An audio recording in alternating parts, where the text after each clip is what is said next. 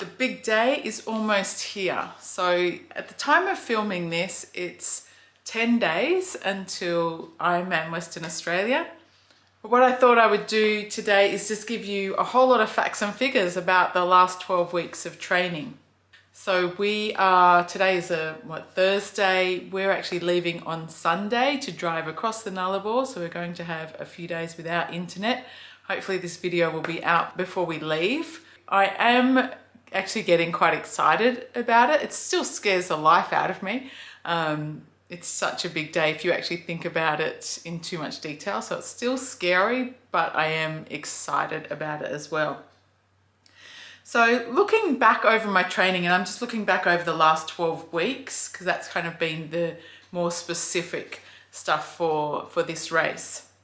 My swim training is all done in kilometers, so distance based, and my bike and run training is all done on time.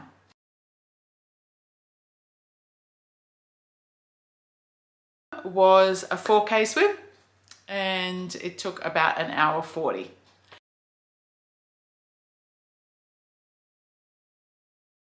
Was a 6-hour ride, and in that 6 hours I did around 145 kilometers.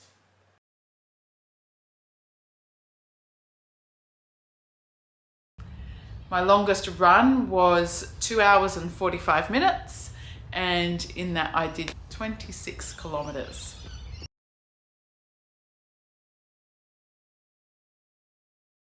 In total for the swim, I did 70,450 meters, so 70 Ks of swimming. My total bike was 1,500 kilometers, but that doesn't take into account, so for the last 6 weeks, one of my sessions, which has been around an hour 20, an hour 15, that session is on a trainer, and I just have what's called a dumb trainer, so it doesn't actually track how far I go. So that's another 8-9 hours of riding that's not included in that 1,500 kilometers. My total run, 416 kilometers. I also have a couple of questions that I'm going to answer. So some of these have been DMs on social media, and some of them are just my own thoughts.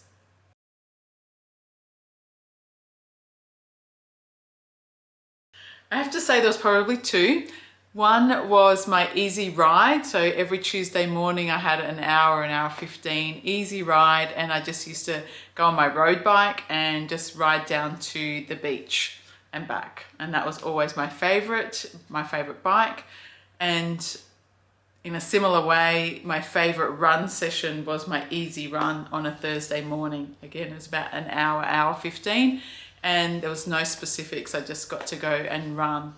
So with every other session having so much structure in it, it was really nice just to have 2 sessions a week where I didn't have to worry about anything and just went out and enjoyed being out exercising.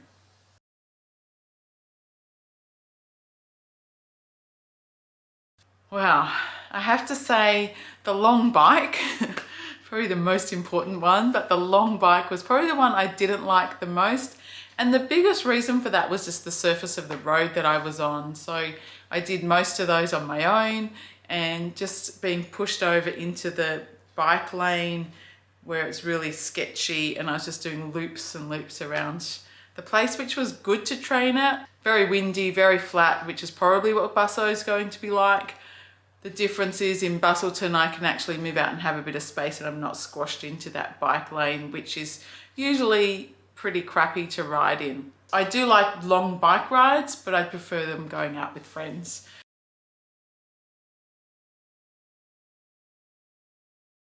So in this build, probably with all of my training, I'm most proud that I actually just go out and do it. Like I don't ever find an excuse not to do it, because I think if you find an excuse once, then it's very easy to find that excuse again and again. So I'm just proud that I actually just went through and did every session. So no matter what, just went out there and did it, and I'm proud of how fit it got me. So one of the metrics that I don't track, but I did notice is in Training Peaks, I got up to 132 fitness, which any of you who have Training Peaks, you would know that that's actually pretty good. So I was pretty proud of getting to that figure.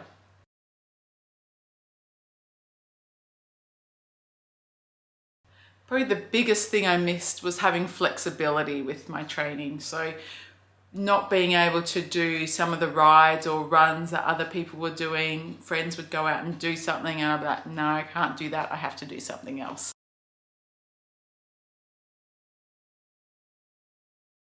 Just going out and just enjoying training sessions for no reason except to enjoy it. So go out and go for a ride somewhere, go out, go for a run with friends.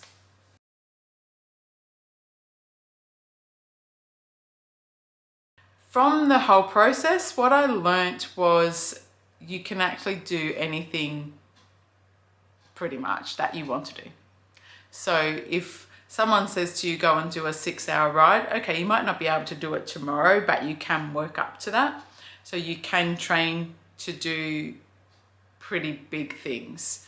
So a lot of people say, I could never do what you're doing. You probably could. If you had good training and you had someone guiding you, you probably could. So I learned that there's almost no limit to what you can achieve. And the big question,